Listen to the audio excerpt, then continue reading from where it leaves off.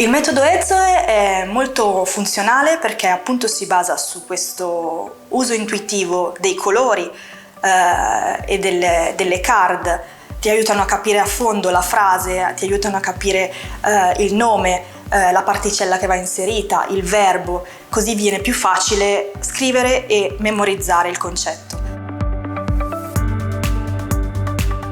Utilizzando questo metodo si riesce più facilmente a ricordare tutto ciò che riguarda appunto i kanji e la formazione grammaticale della frase. Rimasi molto colpito dal sistema che la scuola proponeva, ossia l'ESO Method. Mi interessò subito perché è una scuola che applica sistemi digitali come applicazioni smartphone, video lezioni e online lesson. エゾイ式教授法の特徴ですが3つあります。まず1つ目は、日本語の品詞をカードにして表しているところです。このように日本語の品詞を、このカードが名詞、そしてこれが動詞、そして助詞もこのように特徴を形にして表しています。例えばこれだと学校へ行きますというのをこのような形で教えていますが、そうやって毎日カードを見て学習することで自然と日本語の構造を身につけていくことができます。La tecnica è molto utile per quanto riguarda la focalizzazione mnemonica, la memoria, perché al colore tu riesci ad associare la parte della grammatica che si sta studiando in quel momento. 2つ目の特徴ですが、アクションを使って日本語を教えています。例えばテンスですが、テンス食べますという動詞があって、その過去形は食べましたでは内形は食べないとか、過去否定形は食べませんでしたというような形ではなく、もう教師がこのように食べます、食べません、食べました、食べませんでした。Le mie lezioni si svolgono principalmente al pomeriggio, dalla 1:30 alle 5.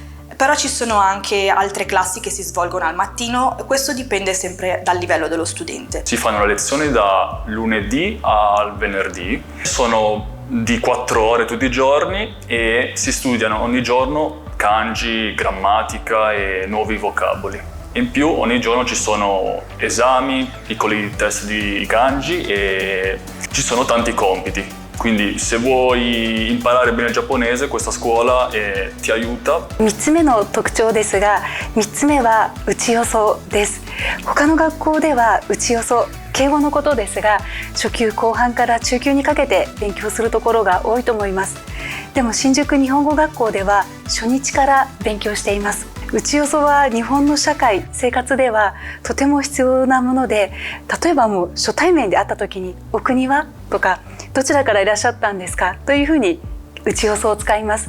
ですのでもう新宿日本学校で勉強した学生たちは本当に敬語が上手だとよく言われています。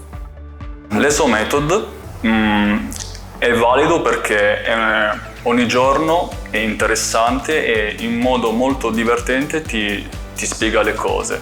E grazie all'ESO Method la lingua è diventata più facile e l'apprendimento molto più veloce.